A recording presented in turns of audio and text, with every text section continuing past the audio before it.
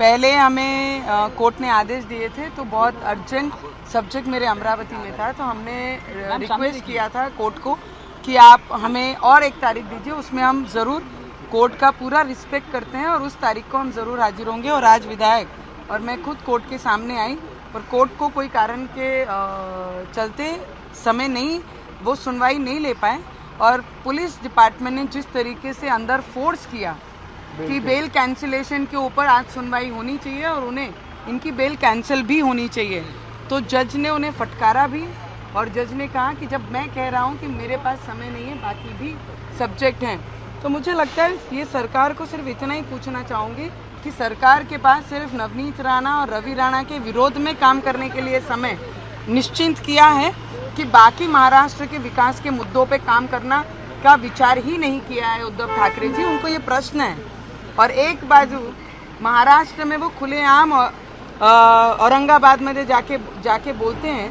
कि अगर हनुमान चालीसा पढ़ना है तो कश्मीर में जाके पढ़ें। ठीक है, हनुमान चालीसा का पाठन कहाँ करना है वो तो हनुमान जी के भक्त और रामलला के भक्त जरूर करेंगे, पर आप ये बताइए कि आपके परिवार के और ये महाराष्ट्र के मंत्री और जो कार्रवाई करते हैं वो अयोध्या रामलला के दर्शन करने जाते हैं और हनुमान चालीसा महाराष्ट्र में पढ़ नहीं सकते हैं, तो कौन सा चेहरा लेके अयोध्या में रामलला के दर्शन के लिए गए? उनको मेरा दूसरा प्रश्न है। जी, मैं वही बता रही हूँ कि सोशल मीडिया पे कोई भी अगर कोई कमेंट्स देता है उसके लिए नियम कायदे उतने ही सेम है, वो मैं हूँ या कोई तीसरा बंदा हो, पर आज तक इतना डेडिकेटेड किसी के ऊपर कार्रवाई मैंने पहली बार देखी है। तो मुझे लगता है अगर नियम कायदे से देखना है, उनको बेल ना देना, उनको हरासमेंट करना, मुझे लगता है ये टारगेटेड कई चीज़ें और श्रूड बुद्धि से जो काम होता है वो तरीके से यहाँ पे महाराष्ट्र में काम हो रहा है। मुझ पे 14 दिन किस बेस पे मुझे भेजा गया मुझे आज तक समझ नहीं आया और देश के कोई भी लोगों को, कोई भी नागरिक को ये समझ नहीं आया कि नवनीत राणा, रवि राणा को इन्होंने जेल में डाला किस गुनाह में। मैंने तभी भी कहा उद्धव ठाकरे जी जो लीड कर रहे हैं, जो मुख्य रहते हैं जो राज्य के, हमारा अधिकार उन पे रहता है और मुख्य व्यक्ति अगर हमारे महाराष्ट्र के विकास में दूसरे राह पे चलते हैं तो उन्हें उन पे बोलना और उनको सही राह पे लाने का कर्तव्य ये लोगों ने हमें जवाबदारी दी और वो हम अच्छे तरीके से। पवार साहब की बात 81-82 इयर्स में भी आज हर जिले में महाराष्ट्र के वो हर जिले में जाके किसानों से बात करते हैं, उनकी प्रॉब्लम समझते हैं, तो उन पे आपको क्या एक्सपेक्टेड है कि ऐसे व्यक्ति पे जो महाराष्ट्र के हर जिले में जाके उनकी परेशानी सुनते हैं उन पे कुछ बोलूं? मुझे नहीं लगता वो सही रहेगा। जो काम नहीं करता है उन्होंने उस पद पे रहने के ये नहीं है, उन्होंने वो पद छोड़ देना चाहिए और जो काम करते हैं उन्होंने दे। मैंने वही कहा है कि महाराष्ट्र में हनुमान चालीसा पढ़ने वाले पे देशद्रोह लगता है और खुद अयोध्या जाके रामलला के दर्शन करते हैं और पूरे महाराष्ट्र के जो उनके कार्यकर्ता हैं, पदाधिकारी, उन्हें ट्रेन में भर के लेके जाते हैं। जब हनुमान जी का आप विरोध करते हैं, उनके हनुमान चालीसा पढ़ने के लिए कहाँ करके ऑफेंस दाखिल करते हैं, तो आप कौन सा चेहरा लेके रामलला के दर्शन जाओगे? तो मुझे लगता है भगवान भी सब देख रहा है, तो उनसे थोड़ा तो डरो। बोलते हैं ना, लाचार मुख्यमंत्री की लाचार सभा थी वो। बहुत बड़े भाषण दिए गए और उसपे ना ही किसानों की बात की गई, ना ही बेरोजगारी पे बात की गई और जो लोड शेडिंग पूरे महाराष्ट्र में हर गांव में, हर गली में, हर जगह पे लोड शेडिंग बहुत बड़े प्रॉब्लम संकट में पूरा महाराष्ट्र है। ये खुद डिपार्टमेंट बोलता है, खुद मंत्री बोलते हैं ना, उस पे एक शब्द और एक टिप्पणी की गई। सिर्फ दूसरों के ऊपर बोलने के लिए वो सभा ली गई थी। 2.5 साल के डिस्ट्रिक्ट में गए ना, मंत्रालय 2.5 साल मुख्यमंत्री कार्यालय में तो गए नहीं। एक दौरा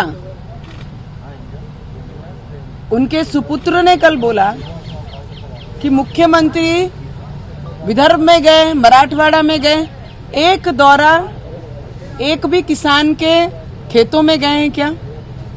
बेरोजगारी के लिए कितनी मीटिंग्स, कितने डिसीजन ये सरकार ने और मुख्यमंत्री ने लिए, उन्होंने बताना चाहिए।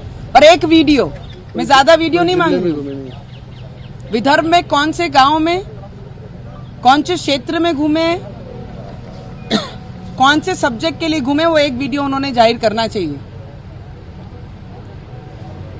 किसानों के बारे में तो कोई तकलीफ की एक शब्द बात नहीं की गई। किसानों की परिस्थिति आज क्या है, बेरोजगारी पर एक शब्द बोले नहीं कि इतने रोजगार देने के लिए, हम हाथों को रोजगार देने के लिए ये सरकार बनी है। 2019 के बाद 3 गुना ज्यादा बेरोजगारी है मेरे महाराष्ट्र में बढ़ी है। इसका डाटा उनके डिपार्टमेंट ने और मुख्यमंत्री ने देना चाहिए। कितने युवकों को, कितने बेरोजगार हाथों को उन्होंने रोजगार दिया, ये बताना चाहिए उन्होंने। वो बोलते हैं हाथों को रोजगार दिया, कौन से हाथों को रोजगार दिया? 3 गुना ज्यादा बेरोजगारी देवेंद्र फडणवीस की सरकार के बाद महाराष्ट्र में 3 टाइम ज्यादा बेरोजगारी महाराष्ट्र में बढ़ी है। और कल संभाजी महाराज की दिन था, अभिवादन जयंती थी, अभिवादन करना का दिन था। और औरंगजेब के कब्र पे जाकर जिन्होंने फूल चढ़ाए, पूरी महाराष्ट्र की एक, उन्होंने इलेक्शन के पहले कहा था कि औरंगाबाद का नाम हम संभाजी नगर रखेंगे, और उस मंच पे बोलते हैं कि संभाजी नगर रखने की क्या जरूरत है, तुम्हारे ही एजेंडे में था और तुम ही आज बोलते हैं उसकी क्या जरूरत थी। फिर तो मुझे ऐसा लगता है कि 370 हटाने के लिए जब आदरणीय बाला साहेब ठाकरे ने अपना विचार रखे थे मोदी जी के सामने कि 370 हटनी चाहिए और कश्मीर के जितने भी लोग हैं उन्हें न्याय मिलना चाहिए, वो सपना पूरा मोदी जी ने किया। और आप छोटा सा काम, मुख्यमंत्री हैं, नगर बदल सकते नहीं, इतने लाचार मुख्यमंत्री हो गए हैं कि अपनी विचारधारा से बहुत अलग दिशा में काम कर रहे हैं। उन्हें ये पता है कि औरंगाबाद को अगर संभाजी नगर कर दिए तो बाकी पक्ष हमसे बाजू में हटकर वो दूसरी राह पकड़ लेंगे। यही डर रह गया सिर्फ तुम्हारे मन में। कल एक एमपी ने, मेंबर ऑफ पार्लियामेंट ने संकट मोचन जी का गदा हाथ में दिया, देने की कोशिश की तो हाथ लगा के अनटचेबल जो होता है उस तरीके से उन्होंने हाथ लगाया और टर्न करके चले गए। वो वीडियो क्लिपिंग निकाल के आप देखिए। जो शास्त्र लेकर पूरे देश में संकट मोचन जी ने जो हमारे लिए लड़ाई की, वो शस्त्र को हाथ ना लगाते हुए, उसे अवॉइड करते हुए टर्न करके, हाथ कभी भी जब गदा हाथ में देते हैं तो हाथ में लेकर उसका सम्मान किया जाता है और उसके बाद दूसरे के हाथ में सौंपा जाता है। ये हमारी कल्चर है, उसका अपमान। हनुमान जी का आप विरोध करते हैं, उनके हनुमान चालीसा पढ़ने के लिए कहाँ करके ऑफेंस दाखिल करते हैं, तो आप कौन सा चेहरा लेके रामलल्ला के दर्शन जाओगे? तो मुझे लगता है भगवान भी सब देख रहा है, तो उनसे थोड़ा तो डरो।